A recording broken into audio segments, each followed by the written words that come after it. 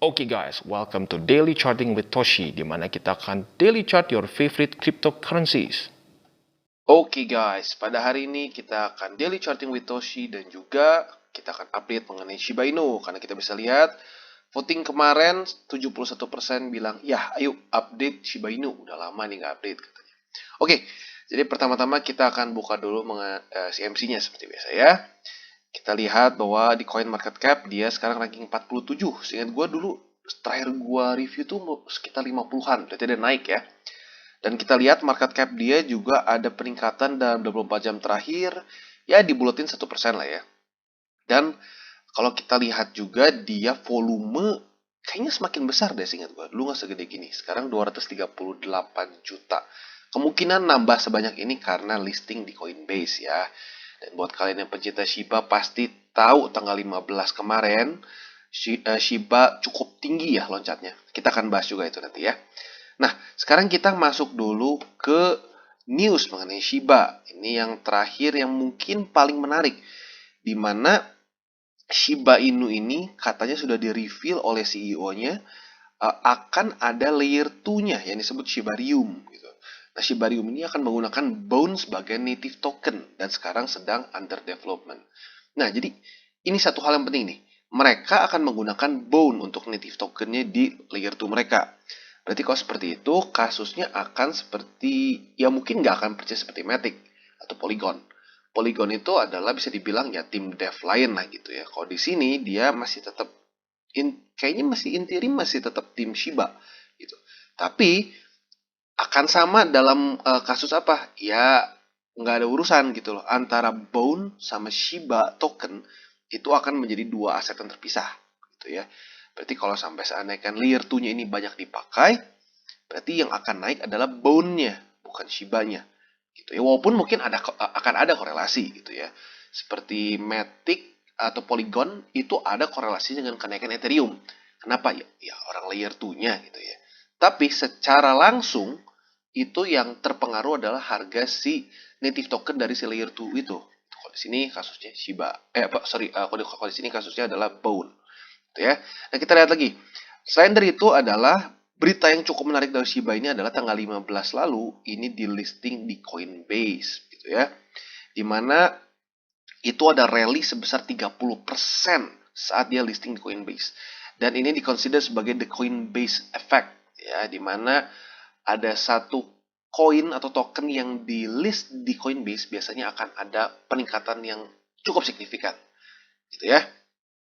Oke, dan berita ini tuh katanya di-reveal di Shiba Inu Discord, di mana di-reveal oleh Satoshi Kusama, CEO dan Head of Shiba Inu Ecosystem. Di mana mereka bilang layer 2 dari Shiba Inu ini yang disebut Shibarium akan dirilis dalam waktu dekat gitu ya, atau ya lebih tepatnya akan coming soon ya, akan dirilis. Nah, dan kalau kita lihat Shibarium ini, kalau dari data yang gue bisa dapat, gue baru bisa lihat bahwa yang bilang bahwa Bone-nya akan jadi primary token itu ya di sini, Shibarium System gitu ya. Nah, sekarang mungkin jadi pertanyaan, yang jadi primary token mereka itu Bone. Oke, berarti nanti Shiba tokennya sendiri utilitasnya apa? Gitu ya. Oke, mumpung lagi ngomongin Bone nih. Nah, gue juga sedikit penasaran nih, sebenarnya cara kerjanya seperti apa? Kalau kita lihat di sini Bone ini ditulis dengan jelas di official website mereka bahwa Bone ini adalah governance token. Apa itu governance token? Ya, di sini dijelasin. Jadi governance token ini akan memberikan kita hak untuk voting simpelnya gitu ya. Dimana akan bisa kita bikin proposal atau upcoming proposal di DogiDAO. Ini sebenarnya ya bukan hal yang unik punya Shiba. Semua cryptocurrency project rata-rata punya gitu ya. Cardano nanti kita akan bisa voting setelah era Voltaire. Polkadot kita bisa parachain auction slot gitu ya. Nah, itu ada sistem voting mereka gitu di situ. Nah, kalau gitu di sini berarti kan Bone ini ditulis kalau menurut mereka ini akan digunakan sebagai juga untuk layer 2 mereka gitu, untuk pembayaran layer 2. Berarti Bone ini multifungsi kan ya. Dan kalau seperti itu, gue jadi semakin bingung Shiba token ini sendiri secara utilitasnya untuk apa? Gitu. Karena kalau kita lihat di sini leash di website mereka ditulis tujuannya adalah untuk menginsentifkan orang-orang untuk memprovide liquidity di dalam Shiba Swap. Nah, Berarti kalau seperti ini satu derajat sama unit token gitu, unit token dan lain-lain. Jadi orang tuh dibayar untuk provide liquidity di Shiba Swap dengan leash, gitu kan? Nah, berarti kalau begitu Shiba Swap secara utilitasnya apa? Gitu loh. Nah, gue sendiri sampai sekarang masih nggak terlalu kebayang nih si utilitas dari si Shiba token yang justru originalnya sendiri gitu. Nah, jadi buat kalian yang mungkin tahu nih apa utilitasnya dari Shiba token, boleh komen di bawah. Kita bisa berdiskusi gitu mengenai apa sebenarnya utilitas dari Shiba token sendiri.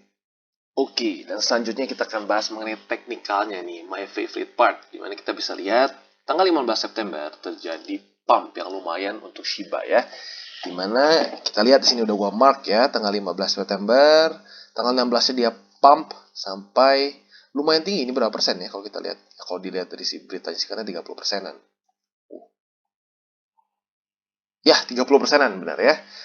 Bahkan kalau ditarik sampai ujungnya 40%. Not bad. Nah, tapi pertanyaan kalau kita lihat, mungkin kalian yang sudah lihat update gue sebelumnya, gue udah pernah nunjukin ada satu price range dari Shiba Inu. Dan ternyata setelah Coinbase ada pengumuman pun, si price range ini masih di-respect oleh mereka. Berarti artinya apa? Price range dari Shiba Inu masih belum berubah, masih di daerah sini. Jadi kalau gue lihat masih banyak trader short term yang men-trade Shiba Inu seperti ini caranya. Dia akan beli apabila dia terkena posisi di bawah sini, support di bawah sini. Dan kalau kita lihat sebenarnya ini quite a good setup gitu buat short term trade. Misalnya kita lihat nih ya, long position. Berarti kalau tadinya lebih gila sih. Tadinya itu berarti kan di sini nih, wick paling rendah di sini. Sementara target mereka di sini. Kita dapat berapa ini? Rasionya 1:6 gitu ya. Risk reward ratio-nya 1:6, which is good gitu. Makanya kalau gue lihat banyak orang trade seperti ini. Itu ya, orang ambil posisi di sini, lalu TP di sini. Walaupun sekarang sedikit lebih turun ya, karena wick terpanjangnya di sini. Berarti jadi 1:327. Masih bagus, masih bagus. Tapi ya baik lagi, kalau menurut gue pribadi, orang-orang rata-rata masih trade Shiba Inu itu di posisi sini saja gitu. Jadi kalau gue lihat orang-orang masih ada yang gini, ada satu tipe yaitu yang ya udah hodl lama atau long term holder, wah nggak peduli pokoknya gue terus saja tambah. Tapi kalau lihat dari harganya, dari technical analisisnya, orang-orang banyaknya TP sampai sini gitu loh. Di harga di resisten yang ini yang udah berkali-kali dites nih, udah 1, 2, 3, 4, sekarang kelima. Nah, jadi kalau gue pribadi, selama dia masih belum bisa tembus si price range ini gitu ya, dia belum bisa tembus, ada overextension, terus dia menjadikan si tadinya resistance ini menjadi support, ya berarti harga Shiba Inu masih akan di daerah sini-sini saja gitu. Dan jangan salah, itu pun masih opportunity. Ya seperti yang gue bilang, lumayan 1:3 gitu ya, 1:3,3. Not bad at all untuk short term trade. Oke, jadi gimana menurut gue nih kesimpulannya? Kesimpulannya menurut gue, Shiba Inu sekarang sedang dalam, ya ada pengembangan, benar, ada pengembangan dari tim development. Nah, tapi pertanyaannya adalah apakah mereka akan cukup kuat bersaing secara ya teknikal gitu. Karena kalau kita lihat sejarahnya, Shiba Inu naik itu karena dalam tanda kutip euforia gitu ya, euforia dari meme coins seperti Doge, lalu Shiba Inu, apalagi itu. Nah, pokoknya tema token yang bentuknya anjing gitu ya. Dan bisa dibilang kalau kita ngomong secara teknikal, nah berarti Shiba Inu ini akan mulai dibandingkan dengan siapa? Ya kan dia punya Shiba Swap nih. Berarti akan dibandingkan dengan Uniswap, akan dibandingkan dengan Sushi Swap. Terus lagi sekarang akan dibandingkan dengan banyak lagi, ada Radium, Pangolin, dan banyak lagi DEX lain. Nah, sekarang pertanyaannya apakah Shiba Inu bisa compete dengan mereka? Gitu. Karena sekarang market DEX ini semakin kuat dan semakin menjadi red ocean, di mana dulu Uniswap itu menjadi nomor satunya. Sekarang Uniswap mulai kehilangan volume, kemakan oleh berbagai macam DEX lain. Nah, Shiba Inu sekarang berarti masuk ke satu market yang sudah mulai berdarah-darah nih. Pertanyaannya, apakah Shiba Inu atau lebih tepatnya Shiba Swap akan bisa cukup kuat untuk bersaing dengan mereka. Nah ya, kita harus lihat dari ya faktanya nanti apakah adopsi lebih banyak atau lebih sedikit daripada DEX lain. Dan selain dari itu adalah yang masalah bone itu yang tadi gue bahas. Berarti kalau sampai layer 2-nya berhasil, adopsinya lumayan banyak, berarti akan banyak terpakainya adalah bone. Yang naik adalah demand dari bone. Nah, kalau untuk Shiba, nah itu yang gue rada bingung. Akan ada korelasi pasti, akan ada korelasi. Tapi ya otomatis dalam tanda kutip akan bocor ke bone gitu loh. Duitnya itu akan bocor ke bone. Apalagi kalau secara utilitas, berarti Bone lebih kepake dong daripada Shiba Inu. Karena kenapa? Bone akan dipakai juga sebagai governance token. Shiba Inu enggak. Gitu. Atau Shiba token nggak akan dipakai untuk itu. Berarti demand jangan-jangan bisa akan pindah dari Shiba token malah menjadi demandnya ke Bone.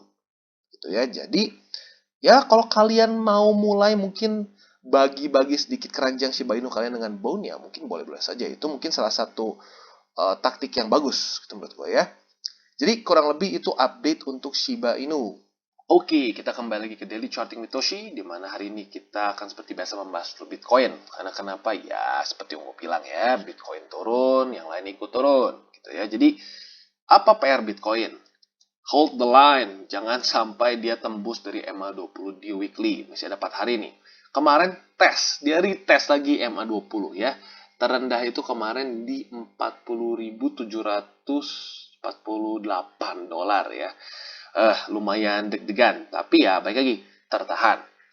Jadi overall sebenarnya andaikan Bitcoin bisa terus bertahan di atas MA20 dan dia sebenarnya kalau retest terus nggak apa-apa. Gitu ya, nggak apa-apa, asalkan jangan tembus gitu ya. Mungkin banyak orang yang berpikir, aduh boring banget gitu ya kayak begini. Tapi ya justru kadang-kadang boring itu, hal-hal yang boring seperti ini berapa minggu nih? 1, 2, 3, 4, 5, 6 minggu. Berarti berapa bulan tuh? Sebulan lebih, sebulan setengah lah kasarnya. Kita lihat, karena keboringan itu yang membuat market seperti ini gitu, menemukan support. Jadi, ya itu dia, jangan sampai kebosanan ya, terus bertahan gitu di market ini. Kalau bisa lu akumulasi di beberapa harga yang menjadi support-support cukup kuat gitu ya. Jadi itu untuk Bitcoin, simpelnya sekarang ya kita lihat weekly-nya aja deh. Jangan sampai tembus MA20 di weekly. Oke, Koti. Ini adalah sekarang new fan favorite sepertinya. Banyak yang request, masukin ke DCWT bang, masukin ke DCWT. Vote juga kemarin seingat gue 60% something gitu ya. Nah, sekarang kita lihat Koti ini, kalau menurut gue pribadi di daily masih cukup overheated ya, masih terlalu jauh dengan MA20. Ada resiko bisa turun buff ke daerah sini ya. Jadi kalau gue pribadi lebih nyaman kalau lu ambil posisi apabila si Cote ini sudah dekat dengan MA20. Begitu ya, mungkin daerah-daerah sini nih. Nah, seperti ini gitu. Atau seperti ini. Nah, jadi kalau Cote kurang lebih seperti itu. Dan kalau di 4 hourly chart kita bisa lihat bahwa dia tertahan dengan MA20 gitu ya.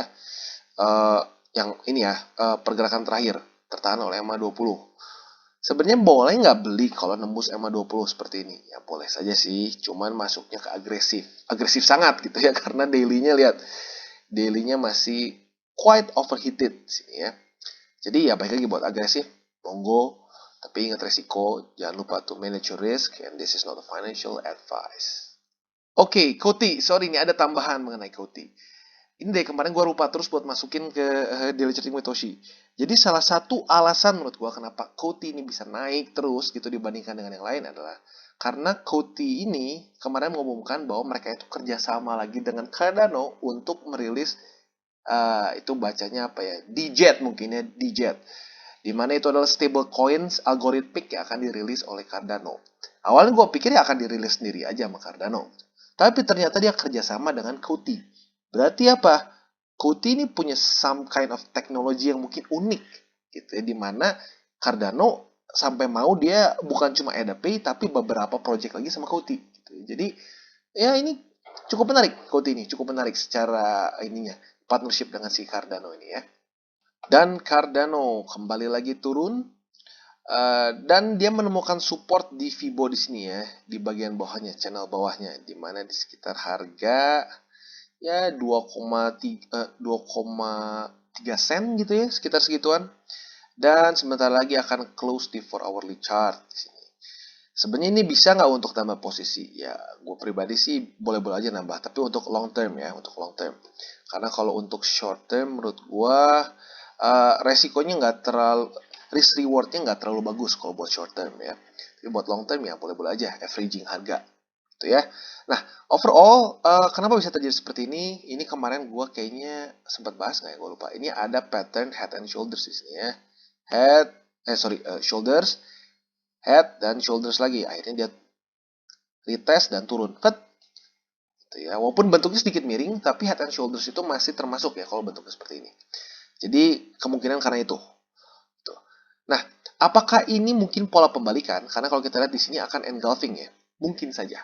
Apalagi dibantu dengan ini udah ada Bollinger dan ini ada support Fibo. Gitu. Jadi ya bisa dibilang lumayan ada confluence-nya. Jadi, ya baik lagi buat kalian yang mau tambah posisi, untuk long term, boleh-boleh saja. Oke, dan untuk Solana kalau gue lihat kayaknya dia ada satu, pantul-pantulan harga di sini ya, di mana dia ada resisten di sini dan support di sini ya, sekitar 127, supportnya dan resisten di 148. Nah, gimana kalau menurut gue untuk sekarang sih ya, kalau kita lihat Solana, ya sideways overall ya. Lihat di daily juga sideways ya. Jadi, boleh nggak akumulasi? Bisa aja menurut gue akumulasi karena di daily-nya masih ada 50 yang akan mendekati. Jadi bisa saja kita akumulasi di daerah price range ini dan nunggu sampai 50 di daily menjemput dan moga-moga bisa tembus lagi ke MA20 ke atas dan menemukan new all time highs. Jadi belinya gimana nih? Ya boleh beli andaikan mungkin kalau kena daerah-daerah sini nih. Gue kemarin udah ada sih posisi di sini. Gitu ya. Dan ya kalau sampai dia turun lagi, mantul lagi di sini ya boleh aja hajar. Jadi kalau seandainya mau akumulasi pun jangan akumulasi di sini ya. Akumulasinya kalau bisa disupport di bawah sini. Itu untuk Solana. Dan jangan lupa ya, not a financial advice. Oke, dan Polkadot nih ada beberapa yang protes, "Bang, Polkadotnya kok hilang?" Oke deh, ya gue bahas lagi. Nah, jadi seperti yang gue bilang, sekarang sudah terbentuk satu pola head and shoulders yang sangat rapi sebenarnya bisa dibilang ya. Ini ini shouldersnya, neckline, head, neckline, shoulders. Nah, biasanya apa yang terjadi? Kalau klasik seperti ini ya, dia turun dulu, begitu dites, turun lagi.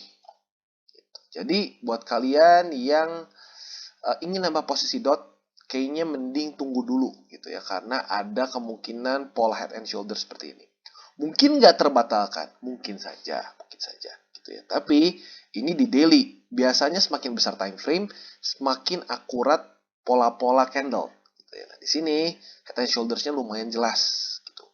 Jadi kalau gue pribadi, gue akan hold dulu kalau mau beli Polkadot gitu ya. Oke guys, sekian dari segmen Daily Charting with Toshi. Apabila segmen ini bermanfaat, boleh share dengan teman-teman dan jangan lupa untuk like, subscribe, klik the bell icon, dan see you on the next videos.